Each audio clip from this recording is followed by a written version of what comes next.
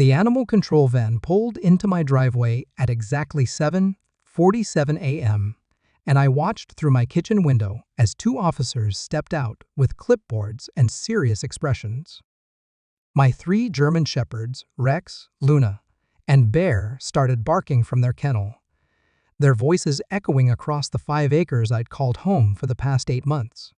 What those officers didn't know, and what Margaret Hoffman from the HOA definitely didn't know, was that the man stepping out of the passenger seat was my Uncle Tommy, the same Uncle Tommy who'd taught me how to train dogs when I was 12 and who now happened to run the entire county animal control department.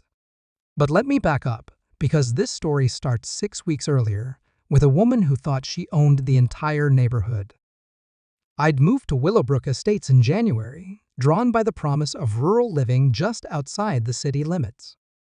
The property listing had been clear, horse-friendly community with agricultural exemptions. Perfect for someone like me who'd spent years working as a dog trainer and wanted space for my 3 working dogs. The real estate agent, Sarah, had even walked me through the HOA covenants herself. As long as you're within the agricultural guidelines and maintain your property, you'll have no issues, she'd assured me, pointing to Section 4.7 of the HOA handbook that explicitly allowed working dogs on properties over 2 acres. Margaret Hoffman lived exactly 800 feet away in a pristine white colonial that looked like it belonged in a suburb, not on the edge of ranch country. I first met her on moving day when she appeared at my fence line wearing khaki pants and a disapproving frown. "I hope those aren't going to be outdoor dogs," she said, watching Rex carry a tennis ball across the yard. "This is a family neighborhood." "They're working dogs," I replied, setting down a box of training equipment. "German shepherds bred for ranch work. They'll be fine." Margaret's eyes narrowed as she took in my kennels, my training equipment, and the agility course I was planning to build. "We'll see about that." That first week was peaceful. My dogs followed their routine morning exercise, afternoon training sessions, evening patrol of the property line. They barked when deer wandered through, which was exactly what they were supposed to do. Luna had even scared off a coyote that had been stalking the neighbor's chickens. But Margaret was watching. Always watching. The first complaint came through the HOA management company on a Tuesday. Noise ordinance violation, excessive barking between 6 a.m. and 8 a.m. I called the management company immediately. Mrs. Chen, the property manager, Linda, explained, "We received a complaint about your dogs barking early in the morning. Can you address this?" "Linda, agricultural properties are exempt from the standard noise ordinances," I said, pulling up my copy of the covenants. Section 4.7, subsection C. Working dogs are explicitly allowed. There was a pause. "I'll look into this and get back to you." She never called back. But 3 days later, another complaint arrived. Potential aggressive dog behavior dogs running unleashed on property. This one made my blood boil. My dogs were never unleashed outside their designated areas, and I had 6-foot fencing around the entire perimeter. I drove straight to Margaret's house. She answered the door in a floral housecoat, her gray hair perfectly styled despite it being barely 9 a.m. "Can I help you?" "Margaret, I got another HOA complaint. My dogs are always contained on my property. They're never unleashed outside the fenced areas." "I wouldn't know anything about that," she said, but I caught the slight smirk tugging at her lips. "Perhaps you should train them better." The complaints kept coming. Dogs menacing postal worker, despite the fact that our mailbox was 200 yards from the kennel. Potential health hazard from dog waste, even though I cleaned the kennels daily and composted everything properly. Noise disturbance during night hours, when my dogs were actually inside the house, sleeping on their beds. Each complaint required a written response. Each response took hours to document with photos, timestamps, and witness statements. Margaret was systematically trying to drown me in paperwork, but she wasn't done. Week 4 brought the escalation I should have seen coming. I was working with Luna on scent detection drills when my neighbor Jake called over the fence. "Hey Sarah, you might want to know Margaret was taking photos of your dogs yesterday." Had a long lens camera set up in her backyard. My stomach dropped. Photos could be doctored, angles manipulated. I immediately installed security cameras facing every direction, but the damage might already be done. 2 days later, the nuclear complaint arrived. Vicious dog breeds pose threat to community safety. Request immediate removal or containment modifications. This wasn't just harassment anymore. This was an attempt to force me to get rid of my dogs entirely. I called Linda immediately. "Mrs. Chen, I have to inform you that the board is taking this complaint seriously," Linda said, her voice strained. "They're requesting a formal hearing." Linda, German Shepherds aren't a restricted breed under county or HOA guidelines. This is harassment. I understand your position, but Margaret Hoffman has provided extensive documentation of concerning behavior. What kind of documentation? Photos, audio recordings, witness statements from other neighbors. I hung up and immediately drove around the neighborhood, knocking on doors. Not a single neighbor had filed a complaint or provided a witness statement. Margaret had fabricated everything. The HOA hearing was scheduled for the following Thursday at 7 p.m. in the community center. I spent 3 days preparing my defense, property surveys, veterinary records, proving my dog's training certifications, videos of their calm behavior, even a letter from Jake testifying to their good temperament. Thursday arrived gray and rainy. I walked into the community center to find Margaret sitting in the front row with a banker's box full of papers and a smug expression. The 5-person HOA board sat behind a folding table, looking like they'd rather be anywhere else. Board President Robert Mills called the meeting to order. "We're here to discuss complaint HC 2024-97 regarding alleged violations of community pet policies by Sarah Chen of 1247 Oak Ridge Lane." Margaret stood first. For 45 minutes, she presented her case with the precision of a prosecutor. Photos of my dogs lunging at the fence, actually playing with each other. Audio recordings of aggressive barking, which could have been any dogs anywhere. A petition signed by concerned neighbors' names I didn't recognize, half of whom didn't even live in our HOA. When my turn came, I methodically dismantled every allegation. I showed video footage proving her photos were taken at misleading angles. I presented my dog's professional training certificates. I read Section 4.7 of the HOA covenants aloud, twice. Furthermore, I concluded, Mrs. Hoffman has filed 12 separate complaints in 6 weeks, all without merit. This constitutes harassment under both HOA guidelines and county law. Robert Mills looked uncomfortable. "We'll take this under advisement and provide a written decision within 10 business days." I walked out knowing I'd won on facts but lost on politics. Margaret had been in this neighborhood for 8 years. I'd been here 8 weeks. The fix was already in. The decision arrived exactly 10 days later based on community safety concerns and documented behavioral issues. The HOA requires the following modifications within 30 days. 1. Additional fencing to prevent public viewing of animals. 2. Soundproofing of kennel areas. 3. Restriction of outdoor access to daylight hours only. The modifications would cost $15,000 and effectively turned my working dogs into house pets. It was designed to make me give up and move away. That's when Margaret made her fatal mistake. Instead of waiting to see if her victory would make me leave quietly, she decided to press her advantage. 3 days after the HOA decision, she called animal control. I was in my kitchen making coffee when I saw the white van with county logos pull up to my front gate.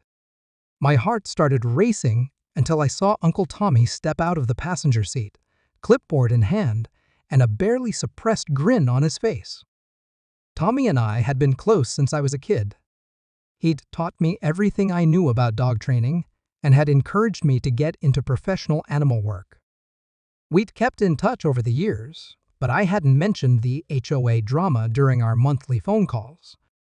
I'd been too embarrassed to admit I was being bullied by a suburban Karen. "Morning, niece," he said, his voice carrying just enough official authority for his partner to hear. "We received a complaint about vicious animals on this property. Mind if we take a look?" I led them through my property, pointing out the secure fencing, the clean kennels, the training equipment. Rex, Luna, and Bear demonstrated perfect recall, sitting quietly at attention while Tommy's partner, Officer Rodriguez, took notes. "These animals appear well-trained and properly contained," Rodriguez said after 20 minutes of observation. What was the nature of the complaint? Tommy consulted his clipboard with theatrical seriousness. "Let's see. Report filed by Margaret Hoffman, 1205 Oak Ridge Lane. Claims of aggressive behavior, excessive barking, and..." He paused, raising an eyebrow, quote, "pack behavior indicating poor training and potential danger to community." Officer Rodriguez looked skeptical. "These dogs are exhibiting textbook-trained behavior. They're not even barking at us." "That's because they're trained not to bark unless there's a genuine threat," I explained. "They're working dogs." Tommy made a show of taking more notes. "Mrs. Chen will need to file a complete report on this complaint. However, I want to inform you that filing false reports with animal control is a misdemeanor offense under County Code 247.3. We take fraudulent complaints very seriously, especially when they waste department resources." After they left, I sat on my porch and called my lawyer, David Martinez. I'd consulted him weeks earlier about the HOA harassment, but now things had escalated to potential criminal charges. "Sarah, filing a false animal control report is indeed a crime," David confirmed. "But more importantly, if you can prove a pattern of harassment, we can file a restraining order and potentially sue for damages under the state's residential harassment statutes." "How do we prove it's a pattern?" "Document everything. Every complaint, every interaction, every HOA response. We'll need to show systematic harassment intended to force you from your property." I spent the weekend organizing every piece of evidence I'd collected. 12 HOA complaints in 6 weeks. Photos of Margaret taking pictures of my property. Jake's testimony about her surveillance. The fraudulent neighbor petition. The false animal control report. It was overwhelming evidence of harassment, but I needed something more. Something that would make Margaret face real consequences. Monday morning brought the inspiration I'd been looking for. I was reviewing the HOA covenants for the 100th time when I noticed something in Section 12.4, board members and residents filing complaints in bad faith or with intent to harass may face fines, up to $500 per violation, and potential removal from the community. Bad faith complaints. The HOA had their own harassment policy, and Margaret had violated it 12 times over. But I realized I had an even bigger weapon. Uncle Tommy had mentioned that false animal control reports were criminal offenses. Margaret didn't know he was my uncle. She'd just handed me everything I needed to destroy her credibility and potentially land her with criminal charges. I called Uncle Tommy that evening. "Hey, remember that complaint you investigated at my place yesterday? The bogus one from your neighbor?" "Yeah, we see a lot of those.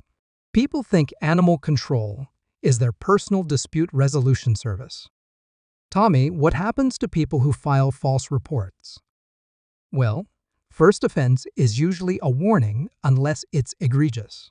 But if someone has a pattern of false reporting, we can press charges. Why?" I took a deep breath. "Because Margaret Hoffman doesn't know you're my uncle, and I think she's about to make this mistake again." "What are you thinking?" She's escalated every week for 6 weeks straight. She won't be able to resist calling animal control again when she sees you didn't remove my dogs.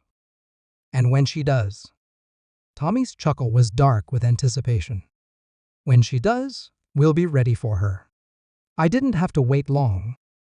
Thursday morning, I was training Bear on the agility course when I spotted Margaret's kitchen curtain flutter. She was watching, phone in hand.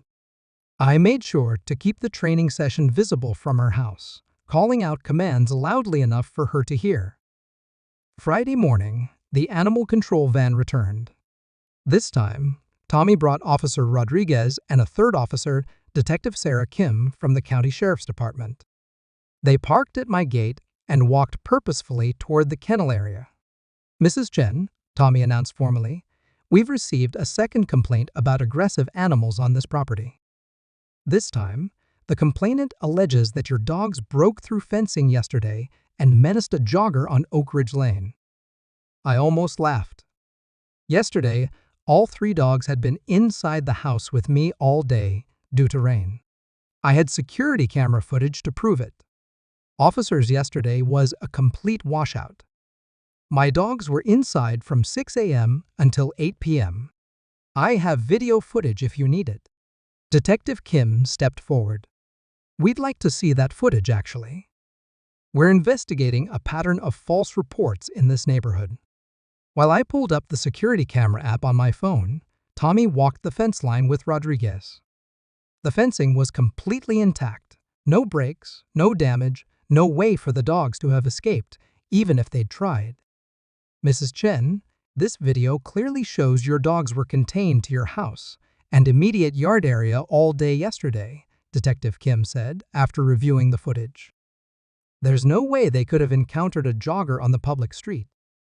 Furthermore, Rodriguez added, "our inspection shows the fencing has no damage or weak points.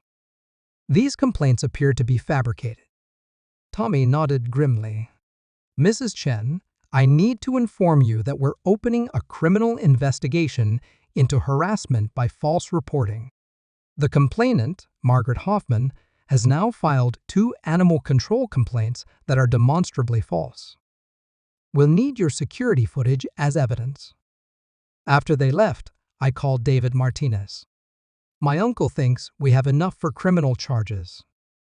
"Criminal charges are good, but let's not stop there," David said.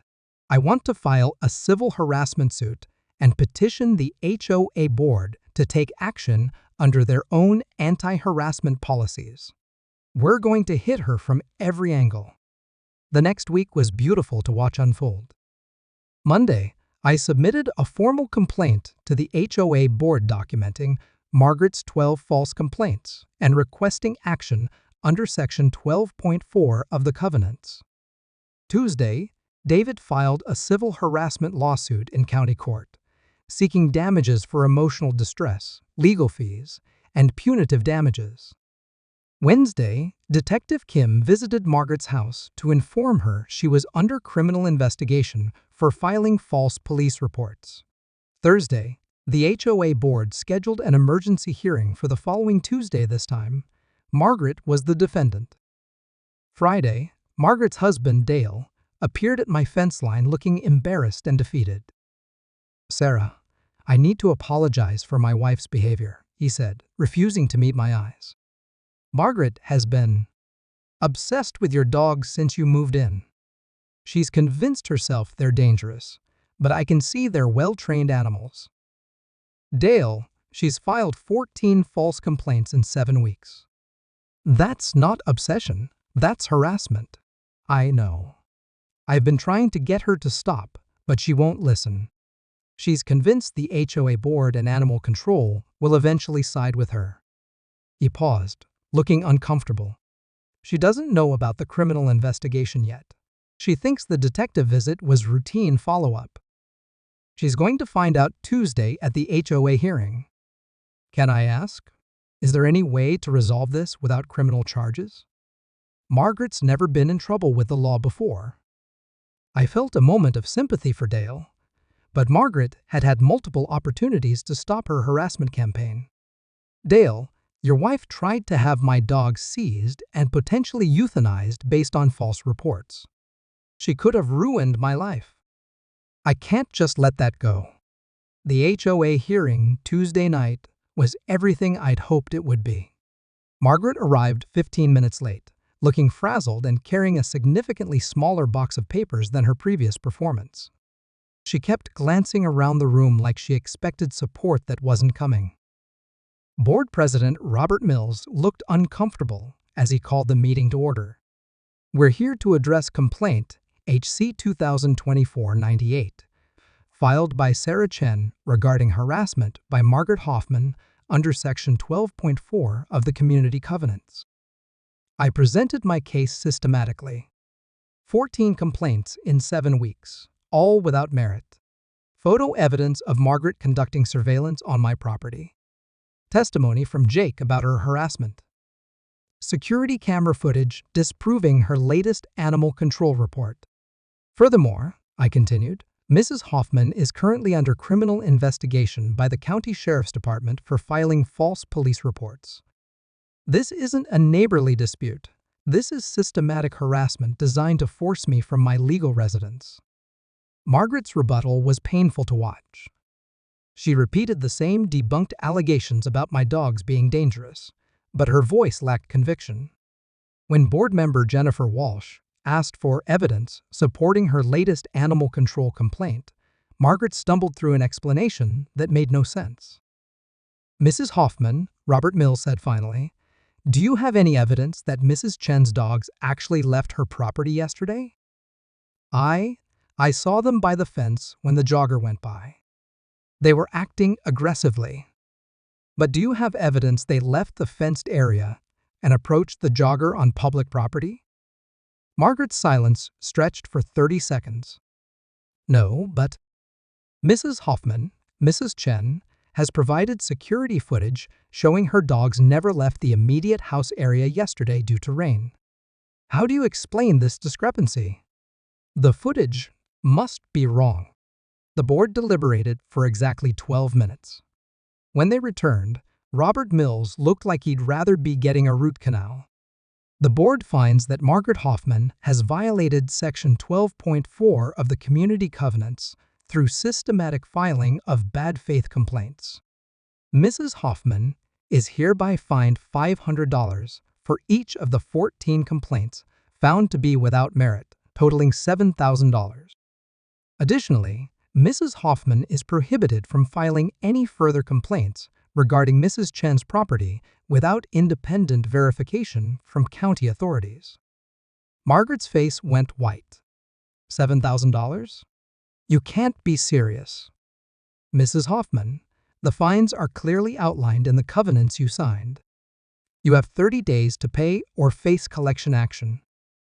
As the meeting ended, Margaret pushed past me toward the exit, her face flushed with rage and embarrassment. At the door, she turned back. "This isn't over," she hissed. "I know people in this county. Important people." Detective Kim, who'd been sitting quietly in the back row, stood up. "Mrs. Hoffman, I'd like to speak with you outside." I couldn't hear their conversation, but I watched through the window as Margaret's defiant posture gradually collapsed. By the time Detective Kim finished talking, Margaret was crying. The criminal case moved quickly. Margaret was charged with 2 misdemeanor counts of filing false police reports. Her lawyer negotiated a plea deal, 6 months probation, 40 hours of community service, and restitution for the cost of the animal control investigations. But the real victory came 3 weeks later. Dale appeared at my fence line again, this time carrying an envelope. "Sarah, Margaret wanted me to give you this." Inside was a handwritten letter of apology and a check for $3,200 my legal fees and documented costs from defending against her harassment campaign. The letter was stiff and formal, clearly written under lawyer's orders, but it acknowledged that her complaints had been false and apologized for the harassment. "Dale, I appreciate this, but it doesn't undo what she put me through." "I know. Margaret's getting counseling. She's She's had some issues with controlling behavior that got worse after our daughter moved away to college. That doesn't excuse what she did, but I wanted you to understand it wasn't really about your dogs. It never is, Dale. It's about control. The aftermath was sweeter than I'd expected. Word of Margaret's fine and criminal charges spread through the neighborhood faster than wildfire. Several neighbors stopped by to apologize for not speaking up sooner. They'd all received pressure from Margaret to complain about my dogs, but had refused. Jake brought over a case of beer and helped me finish building the agility course. I should have said something earlier, he admitted. Margaret's been the neighborhood bully for years. She drove out the Johnsons 2 years ago with complaints about their chickens. Why didn't anyone stop her? Same reason people don't usually stand up to bullies. Easier to keep your head down and hope she picks on someone else. The HOA board quietly passed new rules requiring independent verification for animal-related complaints and limiting the number of complaints any resident could file per month. Linda, from the management company, called to apologize for not investigating Margaret's complaints more thoroughly from the beginning. But the sweetest victory came 6 months later.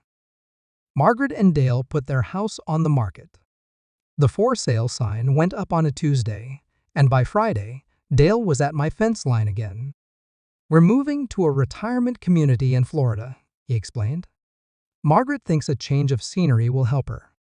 Adjust her perspective. That's probably for the best. Sarah, I wanted to thank you for not pushing for jail time. The probation and community service were hard on Margaret, but they helped her understand how serious this was. After they moved, the new neighbors introduced themselves as Tom and Linda Morrison, a retired couple with 2 golden retrievers. Linda actually asked for advice on dog training, and Tom helped me expand my agility course. Much better than the previous owners, Tom said one evening as we watched our dogs play together in my yard. The woman used to stand at her window with binoculars, watching everyone's houses. Made the whole neighborhood uncomfortable. These days, my mornings are peaceful again. Rex, Luna, and Bear follow their routine without harassment or false complaints. I've even started a small dog training business from my property, working with neighbors' pets and building the reputation I'd originally hoped for when I moved to Willowbrook Estates. The security cameras are still up, and I still keep meticulous records of everything that happens on my property. Once you've been through systematic harassment, you never quite trust that it won't happen again. But I learned something important through this experience. Bullies like Margaret rely on their targets being isolated and overwhelmed. She expected me to fold under the pressure of constant complaints and legal threats. What she didn't expect was that I had family connections, legal resources, and the stubborn determination to fight back methodically. Uncle Tommy still laughs about the case during our monthly calls. Best false reporting investigation I ever worked, he says. Usually, we just give warnings and hope people stop wasting our time. It was satisfying to actually see consequences for once. The civil lawsuit was settled for $8,500, covering all my legal fees and providing some compensation for the emotional distress of 7 weeks of harassment. Margaret's homeowner's insurance covered most of it, which Dale mentioned was ironic since Margaret had always prided herself on never filing insurance claims. Sometimes I wonder if I should have tried to resolve things peacefully from the beginning. But looking back, I don't think Margaret was ever interested in compromise. She wanted complete control over her environment, and my dogs represented something she couldn't control. People like that don't respond to reasonable requests. They only understand consequences. The whole experience taught me that standing up to bullies isn't just about defending yourself. It's about protecting the next person they would have targeted. Jake mentioned that Margaret had been escalating her complaints about other neighbors too. By forcing her to face real consequences, we may have saved other families from going through what I endured. And honestly, watching Margaret's smug confidence crumble as she realized she'd messed with the wrong person's dogs was worth every hour I spent documenting her harassment and every dollar I paid in legal fees. My dogs are still perfect working animals. They still bark at deer and coyotes, still patrol the property line, still demonstrate the training and discipline that Margaret claimed they lacked. The difference is that now they do it in peace, without someone constantly watching and waiting for an excuse to cause trouble. Rex is currently sprawled across my feet as I write this. Luna is alerting to something in the far pasture, and Bear is demonstrating his perfect recall for Tom Morrison's grandson, who's visiting for the weekend. They're exactly what they've always been: well-trained, properly contained working dogs living on agricultural property where they belong. Sometimes, the best revenge isn't elaborate schemes or dramatic confrontations. Sometimes it's simply refusing to be bullied, documenting everything carefully, and letting someone's own bad behavior catch up with them. Margaret created her own downfall through false reports and systematic harassment.